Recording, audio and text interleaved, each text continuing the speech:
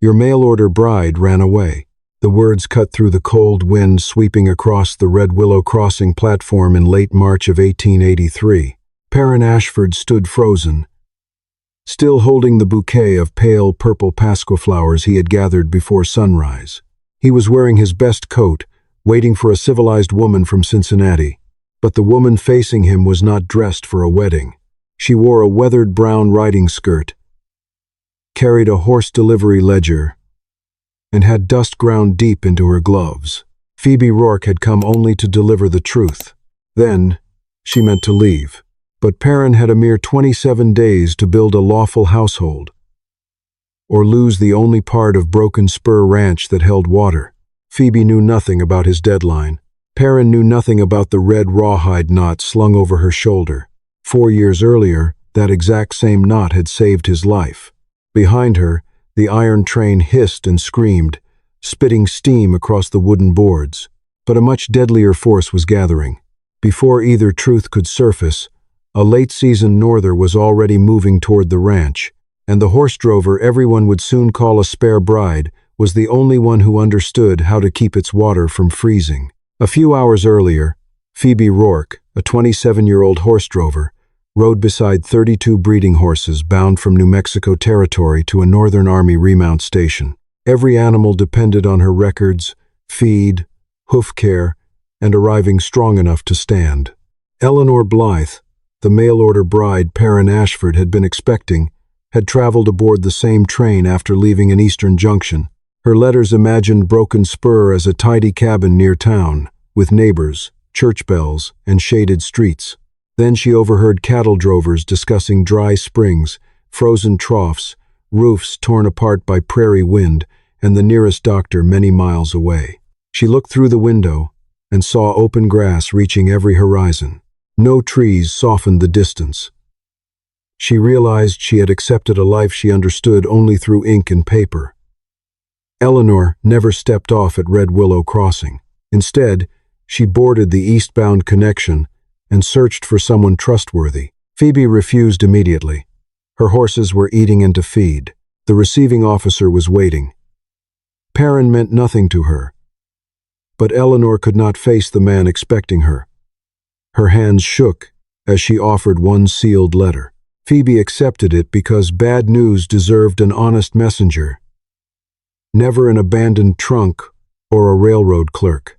Behind them, the horses stamped inside the freight car, reminding Phoebe that life was waiting for her beyond Red Willow.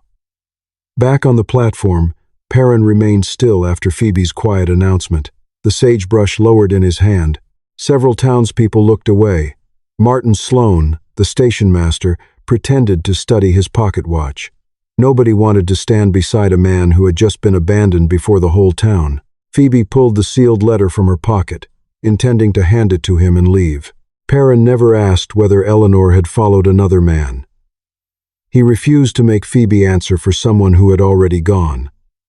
Instead, he offered a small smile and held out his hand. "Then I'm obliged to the woman who stayed long enough to tell me." Phoebe studied the gesture for one long moment before accepting it. "She isn't cruel," she said. She mistook a ranch for a comfortable promise written on paper. Perrin left the letter unopened. "Have you eaten?" She shook her head. "The horses need delivering." "I won't keep you because of Eleanor," Perrin said, "but I have another problem, harder than a missing bride. It may need someone who understands horses, land, and water." Phoebe stopped. Her eyes lifted at the final word. At Beatrice Wynn's boarding house, supper cooled while Perrin explained what the missing bride had never known. His father, Orson Ashford, had built Broken Spur Ranch from 8,600 acres of open range, one sheltered draw, and a small hillside seep on the northern slope. When Orson passed away last fall, his will stipulated that Perrin must marry and maintain a genuine household before his 31st birthday. And now, he had only 27 days left. Otherwise, the northern half of the ranch would pass to his cousin, Darius Ashford. Phoebe asked why losing half the land mattered so much. "It isn't the acreage," Perrin answered. "It's what sits on it." The northern section held the main water source, the only safe cattle trail into the valley, the natural windbreak, and the winter grass that stayed clear after storms. Without those pieces, the southern half would remain his on paper but become almost impossible to operate. Darius had already begun negotiating with a cattle combine from Cheyenne. If the transfer happened, Broken Spur would survive only in the county records. "Couldn't you challenge the will?" Phoebe asked. "I already tried." Attorney Ezra Dunn had reviewed every line. The condition was harsh, but it was legal. Perrin admitted that was why he had turned to a mail-order marriage. A clear agreement, however imperfect, seemed better than watching the ranch break apart. Then he revealed the second problem. Spring runoff was choking the seep with mud. Outdoor troughs froze during every cold night. 2 ranch hands had already left. The men who remained could not rise before dawn every morning, just to break ice for the herd. "How far is the seep from the trough?" Phoebe asked. "A little over 40 feet. She made no promise. "I want to see it first." Phoebe reminded Perrin that 32 horses still had to reach the Army remount station before anything else. "I can't abandon my contract." "I wouldn't ask you to." Perrin never offered marriage. He asked only one favor. While waiting for the delivery paperwork to clear, "Would you stay 2 days? Look at the spring. Tell me where the system is failing." Phoebe studied him without answering. "Advice won't satisfy your father's will," she said. "No," Perrin replied, "and I spent 6 months writing letters to someone who never truly knew this land. I'm not making the same mistake by treating another stranger as a solution on paper." "If I help," Phoebe said quietly, "it's work. Nothing more." Then, it's work. She accepted under 4 conditions. He would never call it a proposal. She carried no responsibility for his inheritance. The horses would be brought to the ranch for proper feed and water until the Army receiver signed every document, and every engineering idea would be tested before touching the entire herd.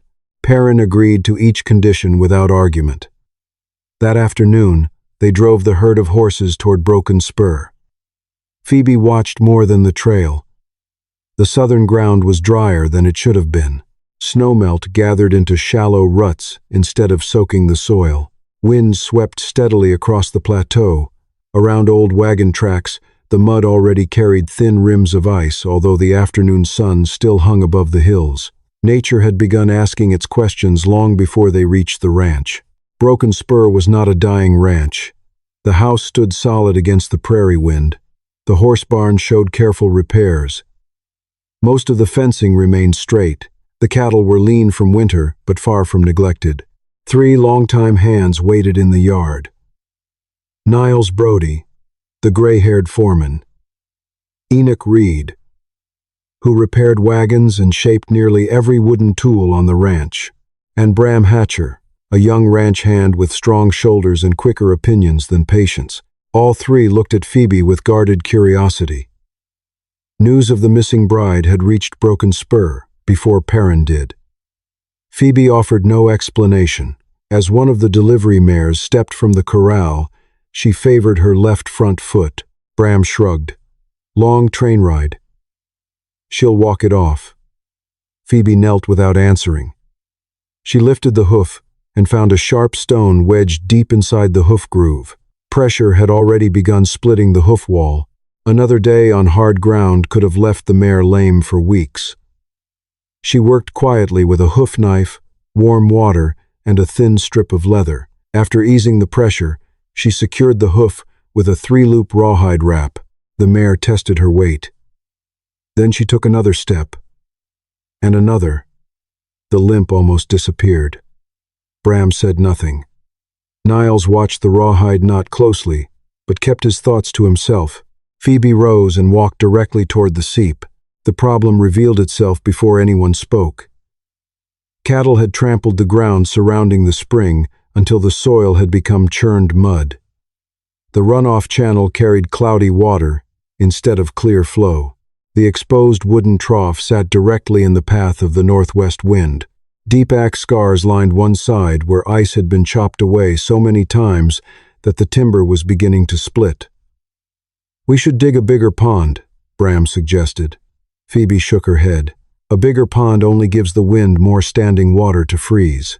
She cut a fresh willow switch and pushed it into the ground where the spring first surfaced. "From now on," she said, "keep every hoof away from this spot." Perrin watched her rest one hand in the muddy water. She showed no disappointment, no surprise. She simply listened to what the ground was already trying to say. The next morning, Phoebe returned to the seep with Perrin and Niles. She never dug directly into the spring itself.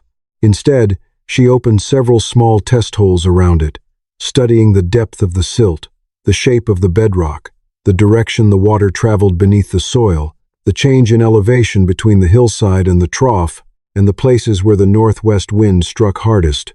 After nearly an hour, she stood. "The spring isn't weak," she said. "It's being trampled, stirred into mud, and exposed to the wind long before it reaches the trough."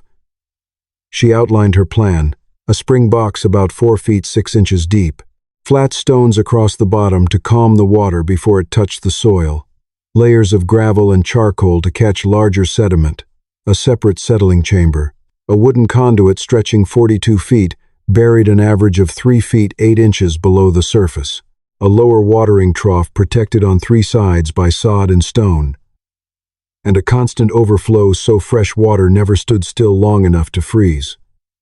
Niles listened carefully before shaking his head. Buried wood can shrink and leak. Phoebe nodded. The conduit could clog. She nodded again. "If your grade is wrong, the whole thing stops." "I know." She spoke without offense. "Those are the 3 reasons we build a test section before we trust the full system." Perrin looked across the hillside. "Will it work?" Phoebe rested one hand on a willow stake. "The ground will answer that." "Not me." Using a simple water tube, stretched line, and wooden stakes, they measured the slope. From spring to trough, the total drop measured only 17 inches. Not much, but enough. If they left no low place where water could hesitate, Perrin approved a trial section without connecting it to the main trough. Everyone went to work. They began digging the spring box, while Enoch prepared cottonwood planks for the conduit. Bram worked too fast. He widened the bottom beyond Phoebe's markers. The soft layer of silt collapsed, and the clear spring turned cloudy brown almost at once. Phoebe never raised her voice. "Stop digging." The shovels rested. She waited, watching the muddy water instead of fighting it. As the current slowed, she studied where the silt settled and how the cloud drifted beneath the surface. Flat stones, nearly 8 inches thick, were laid across the bottom. Gravel followed, then charcoal. Together they assembled a cottonwood spring box, measuring roughly 3 by 4 feet. Enoch fitted the first conduit section. Wet rawhide wrapped each joint. When it dried, it would shrink tight around the seams. By late afternoon, water entered the trial line. "There it goes," Bram called as the first stream reached the waiting barrel. The excitement lasted only minutes. The water turned cloudy again. Fine sand settled across the bottom. One joint began to leak. Niles looked toward Phoebe but said nothing. She filled a tin cup and let the water become still. The answer appeared before the mud reached the bottom. "The filter isn't wrong," she said quietly. "Neither is the spring box." She pointed toward the source. "We placed the filter too close to the spring. The water is pulling fresh silt straight through before it has time to settle." No excuses followed. "My first design was wrong." "What now?" Perrin asked. "We widen the bottom without digging deeper. Move the larger stones farther from the source. Shift the gravel toward the outlet. Build a settling chamber below the spring box. Then force the water to change direction before it enters the conduit. It would cost another day." The second day of their agreement was almost gone. Phoebe looked toward the horses waiting to continue north. Then she removed her gloves climbed back into the muddy excavation, and returned to work. On the morning of the third day, Darius Ashford rode into Broken Spur. He never dismounted. From the saddle, he studied the unfinished spring box, then shifted his eyes toward Phoebe as though both sights proved the same foolish mistake. "So," he said, "one bride from Cincinnati disappears, and by the next sunrise you've replaced her with a horse drover." His gaze settled on the shovel resting beside Phoebe. "A spare bride with a shovel. That's quicker than I expected." Perrin stepped forward. "You've said enough." Phoebe lifted one hand before he could continue. "When was the last time you broke ice for a cattle herd?" she asked. Darius frowned. "That has nothing to do with the legality of your father's will. It has everything to do with it," Phoebe replied evenly. We just need to give it time. "You want the land that keeps this ranch alive, yet you don't understand how the water beneath it survives." Darius ignored the challenge. "If Perrin marries at the last moment, every detail will be examined. Martin Sloan can testify the intended bride never arrived. Beatrice Wynne can confirm you rented a room for only one night. Army delivery records will show you planned to leave town." Every fact was true. Before turning his horse, Darius looked once more at the open excavation. The next hard freeze will fill that hole with ice and mud before any judge hears a single argument. Phoebe never argued back. "Then the cold will have its say before you do." Darius rode away without another word. Perrin exhaled slowly. "You don't have to fight this battle." "I'm repairing a spring," Phoebe answered. She looked toward the excavation. "Our spring box still needs work." The words hung quietly between them. Neither one corrected them. The following morning, Phoebe, Niles, and Enoch dismantled the trial section. They did not begin again from nothing. They kept what had worked and corrected only what had failed. Large stones were placed around the spring source, so the water slipped through narrow gaps instead of stirring fresh silt. The gravel and charcoal were moved farther from the emergence point. Below the spring box, they dug a settling chamber 2 feet 4 inches deep. There, the current slowed, changed direction, and released its sand before entering the conduit. Enoch repaired the leaking joint by wrapping a strip of thin burlap beneath the wet rawhide before tightening it again. Bram worked differently now. Instead of shoveling by instinct, he measured every layer with a straight wooden gauge. Late that afternoon, Phoebe nodded. "Open it." Water entered the settling chamber carrying a faint cloud of mud. No one spoke. Minutes passed. The flow leaving the conduit slowly cleared. Niles held a tin cup beneath the stream. He waited for the water to become still, then lifted it toward the afternoon light. No brown sediment gathered at the bottom. Phoebe dropped a dry blade of grass into the channel. It floated forward in one smooth line. It never paused. It never spun backward. The full system remained unfinished. Most of the 42-foot conduit still had to be buried. The sheltered trough had not yet been built. Another cold snap could still destroy everything, but for the first time, the seep delivered clean water beyond the muddy spring without forcing cattle to trample the source. Niles never praised Phoebe. He simply turned toward Enoch. "We'll need enough timber for all 42 feet before the weather changes." That was approval. Perrin filled the first cup of clear water and carried it to Phoebe's injured mare. He set it quietly before the horse instead of drinking it himself. Phoebe noticed.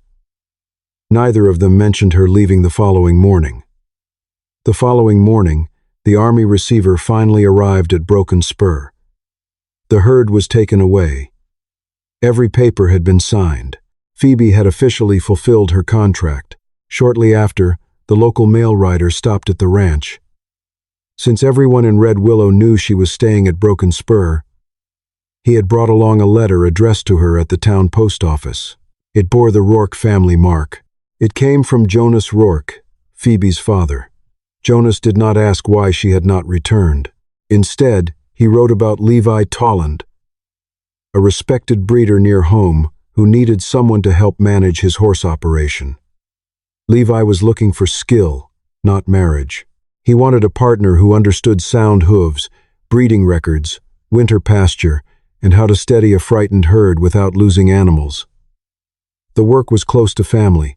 It was steady, and no strange condition hidden inside a will controlled its future. Jonas ended simply. The position would remain open until the beginning of next month. The decision belonged to Phoebe alone. She read the letter twice beneath the porch roof. Perrin passed by, noticed the New Mexico postmark, and quietly continued walking without asking a single question. That evening, Phoebe sat beside the kitchen lamp and began her reply. She admitted Broken Spur had never been part of her plans. Yet the water system remained unfinished, and she could not leave before the land itself had judged whether it would survive. She never mentioned that Perrin had carried the first cup of clear water to her injured mare. She never wrote that he had quietly left a pair of dry gloves beside the stove that morning without saying who they were for. Her letter ended with one sentence. A safe road is still a road away from something. She did not yet know what she was leaving behind. She only knew she was not ready to turn away from Broken Spur. Work expanded to the full 42-foot conduit.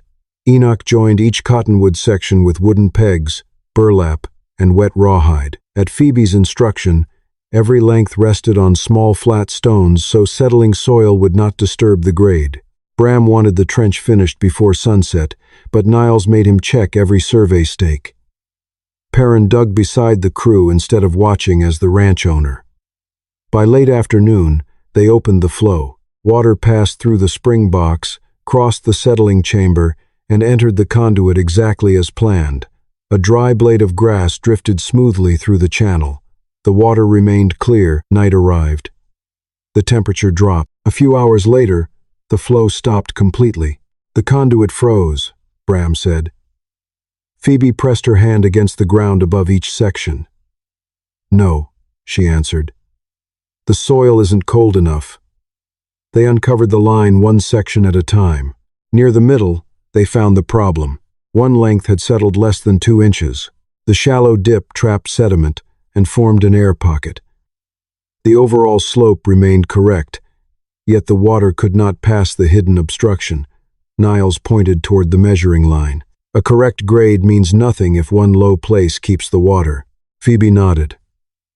I warned about that. I failed to check it after we backfilled. Together they lifted the conduit, packed fresh stones beneath it, restored one continuous slope, and added a small vent plug at the highest point. When the wooden plug loosened, trapped air escaped with a sharp hiss.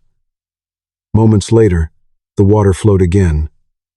Niles handed Phoebe another wooden plug. Where should the next inspection vent go? She answered without hesitation. For the first time, he asked as a partner instead of a skeptic. Construction continued through the next day. The new watering trough stretched 9 feet and sat below ground level. Cattle could drink without climbing into a pit, while the surrounding earth protected the wooden sides from the northwest wind. 3 walls of sod rose roughly 3 feet 2 inches high and nearly 30 inches thick. The southern side remained open to welcome the afternoon sun. Phoebe covered only part of the water with wooden planks. If they can't see the surface, she explained, they won't trust it. The overflow channel carried extra water into lower grassland, where the soil absorbed it instead of creating fresh mud around the trough. Enoch built a willow lattice as a windbreak. Phoebe secured every joint with a 3-loop swallowtail splice. As the red-marked rawhide passed through the final loop, Perrin paused. The knot looked strangely familiar. He could not remember why. While holding the lattice steady, he asked quietly, "Will you leave once this is finished?" Phoebe tightened the final knot. Our spring hasn't met a real cold yet. This time, both of them heard the word, our. Perrin said nothing. He simply kept the willow frame steady until her work was done. By evening, the cattle approached the new trough in small groups. None stepped onto the spring head. None needed to break ice with their hooves. For the first time since winter, the seep remained untouched after an entire day of watering the herd. Darius rode to the county seat before sunrise, and filed a formal petition requesting that Judge Hiram Quill examine any marriage Perrin Ashford might enter before the deadline. The petition listed only facts. Eleanor Blythe had never stepped off the train. Phoebe Rourke had arrived the same day. She had rented a room for only one night. Army delivery records proved she intended to leave town. And Perrin had begun building a household with her almost immediately after his intended bride disappeared. Nothing in the document was false. Ezra Dunn carried a copy back to Broken Spur. The hearing was scheduled for April 24th. Only 2 days remained before Perrin's 31st birthday. The court won't ask only whether you marry, Ezra warned. It will ask whether the marriage is genuine or simply a way around your father's will. Perrin read every page beside the kitchen table. Darius turned every truth into part of the same lie. Phoebe slowly shook her head. Not a lie. A fence built from straight boards, set crooked. Ezra looked toward her. Do you intend to marry Perrin? No one has asked me. Silence settled across the room. Perrin never reached for the opening. We survive the coming cold first, he said. If the water system fails, this ranch loses its spring before any judge decides who owns it. Outside, the horses had already turned their backs toward the northwest wind. They sensed the norther before anyone else did. The wind changed completely the following afternoon. The smell of damp earth disappeared beneath the sharp scent of cold metal. Prairie chickens abandoned the low ground. Before full darkness settled, a thin sheet of ice formed across a bucket beside the barn. Phoebe walked to the willow lattice. This isn't the norther, she said. It's only the question before the answer. The first hard gusts struck after midnight. One sod covering tore loose. The outer rawhide lashings held, but the willow branches had been spaced too far apart.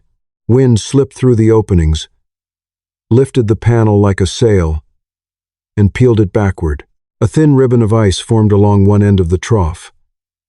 We should close it completely, Bram shouted above the wind. Board the whole thing over. Phoebe shook her head. If the cattle can't see the water, they'll crowd the entrance. Instead, she changed the design. More willow branches were woven into a tighter cross pattern. The lower edge dropped until it nearly touched the ground. Fresh, wet rawhide secured the frame to low stone anchors. A narrow opening remained near the top so damp air could escape. The southern side stayed open to the sun. She and Perrin worked through the darkness, while the wind pulled at every knot. As Perrin stretched one length of rawhide tight, Phoebe repaired the torn section with a swallowtail splice. The red-marked end passed through the third loop. Perrin froze. This time, the memory stayed. Who taught you that knot? He asked quietly. My mother, Phoebe answered. She always said a rope fails at the knot, or survives because of it. Perrin looked at the splice for a long moment, while the wind continued to howl across Broken Spur. Finally, he lowered the rope. Come inside, he said. There's something I need to show you. Inside the house, Perrin carried an old wooden chest from beneath his father's bed. It had belonged to Orson Ashford. Beneath folded blankets, faded papers, and an old revolver that no longer fired, he lifted out a dry piece of riata less than 2 feet long. One end carried a 3-loop swallowtail splice. A strip of red-dyed rawhide still rested inside the knot, though time had faded its color. Perrin placed it on the table. 4 years ago, he began during spring runoff, I tried crossing an arroyo. The memory came back in broken pieces. Rain had fallen in the high country. The flood arrived without warning. His horse lost its footing. The current slammed both of them into a stand of cottonwoods. Water climbed to his chest, then his shoulders. His hands were slipping. A young cowgirl appeared on the bank. She wrapped her riata around a cottonwood using that same 3-loop splice. Instead of pulling straight upward, she kept her horse low along the bank, letting the current swing him free from the branches instead of tearing his shoulder apart. She built a small fire after dragging him ashore. wrapped him in saddle blankets. Between the dead of night, her wide-brimmed hat pulled low against the rain, and his hypothermia blurred vision, he never saw her face clearly. Stayed until he could breathe without shaking. Before dawn, she mounted again and disappeared to recover the horses scattered by the flood. She never gave her name. I cut this piece from the tree after she left, Perrin said quietly. I looked for her nearly a year. Phoebe picked up the old Rieta. Her fingers traced the faded red rawhide beneath the lantern light. Then another memory returned. Help me. A half-frozen rancher, Hold on much longer. trapped among cottonwoods. Blue lips, I'm real sorry barely about able to this, Phoebe. speak, still apologizing because rescuing him would delay her search for the frightened horses. I thought you'd die if you fell asleep, she whispered. Perrin looked at her. Why didn't you tell me your name? My horses were still loose in the dark. She smiled faintly. There was work waiting. No one spoke about fate. They simply looked at two identical knots lying side by side on the table. Perrin never proposed. Not after recognizing Phoebe. Not after learning she had saved his life. That day in the arroyo doesn't give me the right to ask anything of you, he said. Then he asked a different question. If Judge Quill gives the North Range to Darius, if Broken Spur loses its water, if I have to leave this ranch, would you still want to know the man I am without any of it? Phoebe listened to the wind striking the walls while sleet rattled against the windows. Finally, she answered. I knew the kind of man you were before I knew your name. In the arroyo, you were nearly dead, but you still tried to keep your horse from choking on the rope. At the station, you'd just been abandoned, yet you thanked the person who brought the truth. She looked toward the dark window.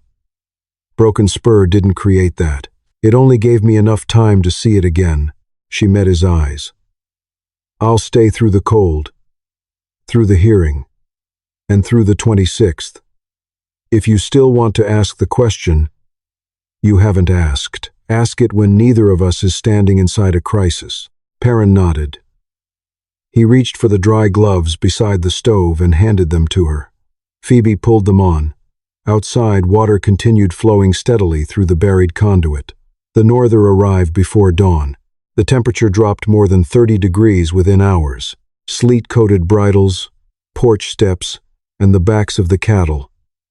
Northwest wind struck the ranch without pause. The old trough froze solid. A water barrel beside the barn sealed beneath thick ice. The road to Red Willow Crossing disappeared beneath frozen mud and blowing snow. The herd drifted into the lower draw on instinct. Niles and Bram hurried to the new trough. The willow lattice trembled, but never pulled free. Its lower edge stayed tight against the ground. The narrow vent released damp air exactly as Phoebe had intended. Beneath the wooden cover, water still moved. Thin ice formed along the southern edge, yet the steady overflow broke it apart again and again. Niles dropped a dry blade of grass into the current. It floated slowly. It never stopped. They opened the inspection vent. No trapped air escaped. Only a thin layer of sediment rested inside the settling chamber, while the main flow remained clear. The cattle drank in small groups. No axes struck ice. No hooves reached the springhead. For 2 nights, neighboring ranches fought frozen troughs and exhausted crews. Broken Spur still carried running water. Phoebe and Perrin took turns checking the buried conduit, resetting stakes, and clearing the overflow. Nature offered no praise. It simply kept blowing. On the 3rd morning, the water still flowed. Niles hung the ice axe back on the wall. Won't need that before breakfast. It was the only verdict anyone needed. On April 24th, the roads opened just enough for the journey to the county seat. Judge Hiram Quill listened while Darius Ashford presented his case. Martin Sloan confirmed Eleanor Blythe had never stepped off the train. Boarding house records showed Phoebe had rented only 1 night. Army documents proved she had intended to leave Red Willow Crossing. Every fact supported Darius.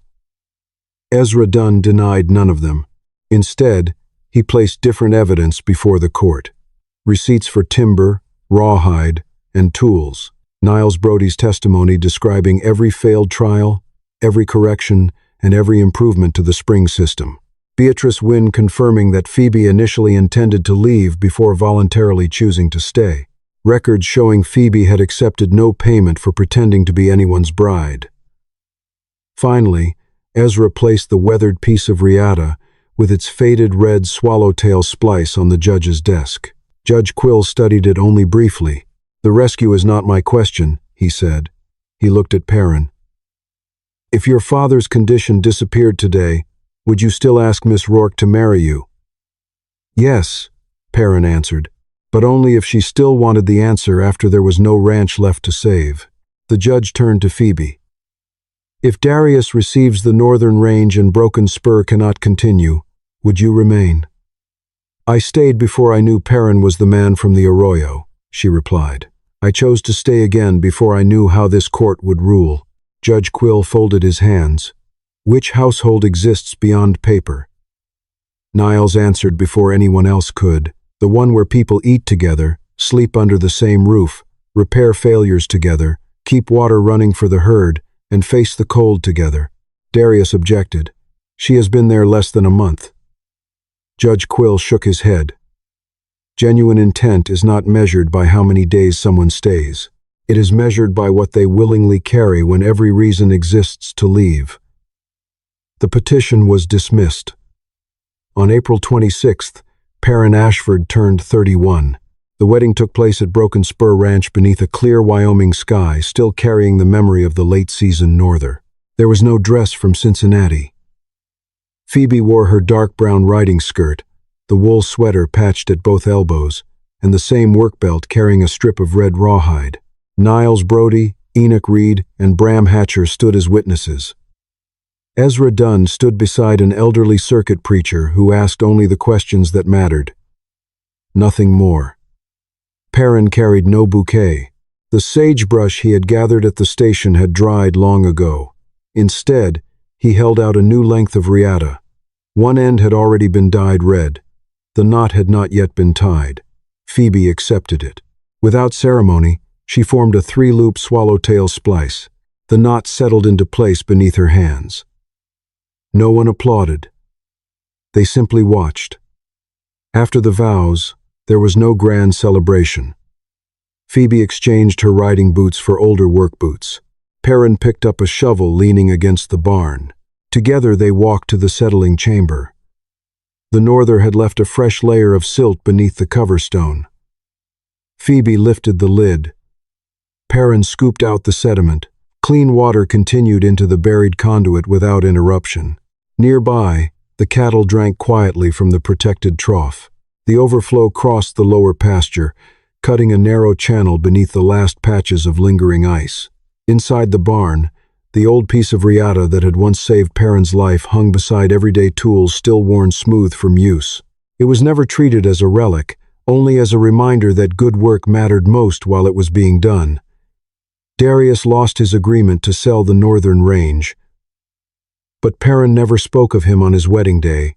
Broken Spur still needed fences repaired. Grass still had to be cut. Hooves still required trimming. The settling chamber would always collect more silt. No victory removed the work. For the first time, however, the household described in Orson Ashford's will no longer existed because of a legal condition. It existed because two people had chosen the same labor, corrected the same mistakes, protected the same water, and remained after every test had ended. Beyond the ranch, the overflow kept moving beneath the melting ice. And beneath the quiet ground, the spring continued its patient journey toward another season.